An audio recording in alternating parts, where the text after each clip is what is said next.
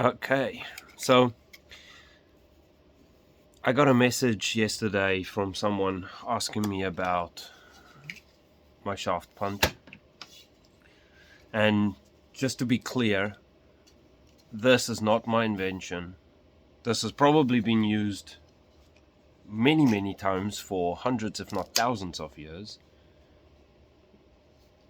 But I saw this on Flintknappingtips videos. And he does go through what he does and how he does it on a couple of his videos. But since I was asked, I thought I'd do the same real quick. So this is a piece of privet that I cut. It's very flexible, super flexy, and I tapered it. So this side is, if I had to guess, yeah, 3/4 of an inch. Goes down to half an inch here, but through the middle it tapers even more. So half inch, then tapers down thin to, what's that? Let me see.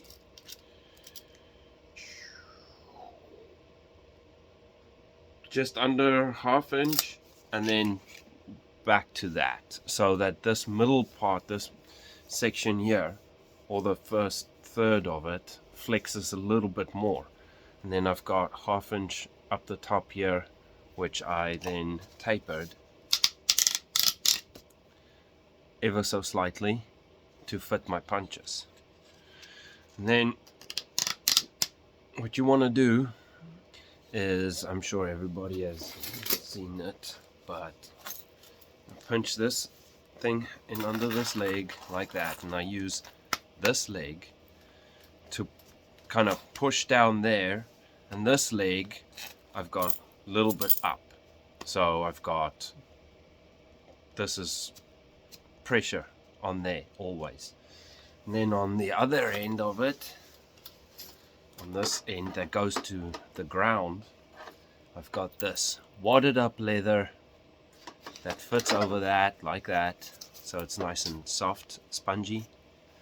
And then I've got, you can use anything, like you can use a sandbag, you can use your tool bag, you can pin it up against something, whatever you want to do. But I use this. This is a railroad foot track, I don't know really what you call this thing, but I picked this up in the middle of nowhere, and that's what I use. So, and as you can see, I actually use it to polish my antler sometimes on it. And then I got this. That railroad piece just lies on top of this. So when it's on the ground, that lies on top of this, just to put a little bit of down pressure on this so the back end doesn't flip up on you, because it will do that. So yep, that's all I do. It's as simple as that. How long is this thing? Mine's pretty long actually. I do have a shorter one here somewhere, and I also have a dowel from Home Depot. It works for me, it works perfectly fine. It's fairly flexible. This is a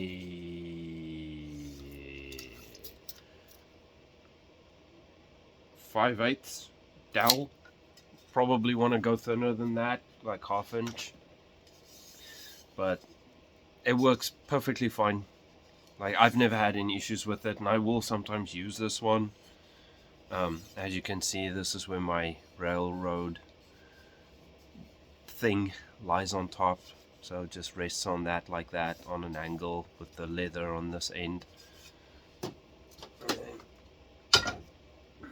All I do is I just use the same one for everything. I just push this out, put a bigger one on, or a thinner one, or whatever else, or if I run out, or because this is actually a really nice piece of antler. This is actually the nicest piece of antler I have out of the multitude that I bought not so long ago. Just real sad. It's not easy, whoops, sorry. Not easy to find good antler,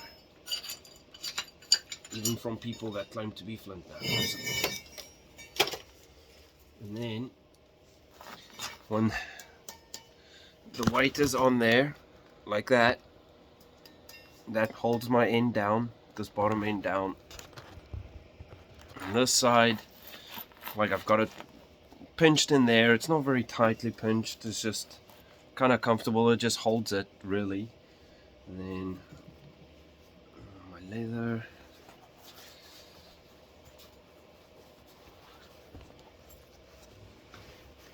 Over there. This piece of leather over there. And then all I do is I've got this. Now this is on solid. So I'm pushing down here. This is up a little bit. So as you can see, it's got quite a bit of flex in it. This privet's actually pretty soft. But it works really well. I like it. And then all you do is I've got a little bit of a gap right under there. Just a little bit of a gap. And let me get my mud glove on.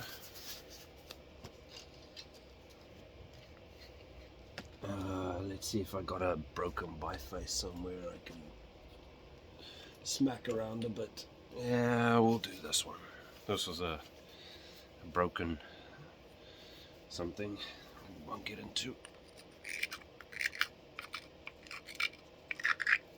So I've got my platforms just like normal set up. I don't grind them very much, especially on this stuff. I just make sure that it's not gonna splinter on me. This is the tricky part that kind of got me in the beginning, is especially because I taught myself kind of to use curved ones. I struggle using a straight piece of antler. Like I have to constantly focus on where I've got my angles on it. But on this, because it curls over my leg, I can have my angles fairly flat.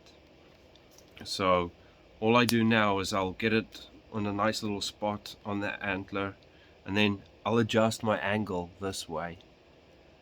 Just like the same you would with indirect under the knee, where you just have the indirect shaft going under your knee with nothing holding it. So I rest my fingers on my pad, and I normally tap it like that, and I can feel where the shock is going.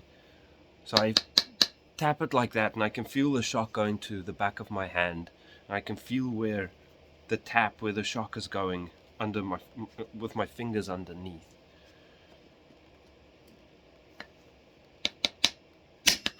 Oh, that was a pretty heavy platform. Oh, way too heavy. There we go. Got it. See? That flake ran all the way across to the back because I could feel that shock going back there. Can you guys even see that? There, that's better. So it ran all the way over. So it really is that simple. I hope if anybody sees this, except for the man that messaged me about it, hopefully it'll help you a little bit. See if I can get one to curl all the way underneath. Damn, I need a bigger piece of antler for this. Yeah. Oh well. Yeah. I'm just gonna smash this up. Anyway, maybe I can run off. Let's see. And this is pretty thick. Like, I'm not really supposed to be doing what I'm doing with this right now. Whoop. Ah.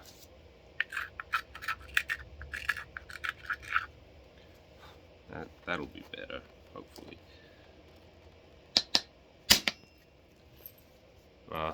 Fell apart. But anyway, that wrapped all the way around. But yeah, so that's the basics of it. And the other thing he asked me or said to me is about direct percussion. Honestly, the only way you can get better at that and get more accurate with that is just practice. Like, when I started with copper, I just sat down and I made, I don't know, over a period of a few months, I must have made 200 bifaces. Just literally, I just sat here with the copper and then tried to make my platforms and just get accurate with it. And I would even like sometimes sit and act like I'm holding something in my hand and then take my copper back then and just kind of strike my finger lightly and try and hit the same spot on my finger over and over and over. I know that's a bit weird, but yeah, it just takes time and practice, especially when it came to switching from copper to hammerstones. That just threw me out completely because it's so much different. Your strike angles and the way you strike is completely different. So it just, practice makes perfect, I guess. I always say to people, this is the hardest thing I've ever had to learn to do, and it really is. It really, really is. It is not easy, but don't give up. Keep practicing. Just sit down, make shitloads of bifaces. Doesn't matter what they look like. Just hit your platforms and practice. Practice, practice, practice. I can't remember, I think the guy that I was talking to uses copper. So you're just gonna have to figure out your angles, and because I can't use copper anymore. I tried the other day. I was like, yeah, I'll just see how we go with some copper, and I failed miserably because the mechanics switching from copper to hammerstones and antler is completely different. So that took me almost, I don't know how long now, basically a year, and I still don't feel like I'm anywhere near as good as I should be. But switching back from abo to copper, I just couldn't do it. Just wasn't gonna happen for me at all. So yeah, that's it. I hope that helped. And just make sure you got your angles right. Make sure I mean, you can do this with copper. There's no reason why you have to have antler on here. You can do this exact same thing, make some sort of a insert, and you can put a piece of copper in there. No problem. There's absolutely no reason why you can't do this with copper. Absolutely none. It's just you're gonna have a different way of mounting the copper. Whereas the antler, you drill and then push the antler over it. With copper, you're gonna have to just figure something out. But it's more than doable. So for anybody out there that's like, oh man, I wish I could do that with my copper, you 100% can. You just have to figure out how to put your copper in there. I mean, you could taper this down and then have a thicker head to it, and then drill a hole in it and do that. Or where's my you could do that. Bigger hole, put a small piece of copper tubing over it so it doesn't split on you, and then drill a bigger hole and put some copper tip in there, and it would be exactly the same thing. You're just gonna have to figure your angles out better, and your striking angle, I think, is going to change a little bit. I don't know. Like I said, I can't use any straight stuff, so, but it's doable and you can figure it out pretty easily. So yeah, I hope that helps. I hope that helps anybody out there that doesn't quite understand or know. And I was going to do one other thing and I forgot to do that. How long is this thing?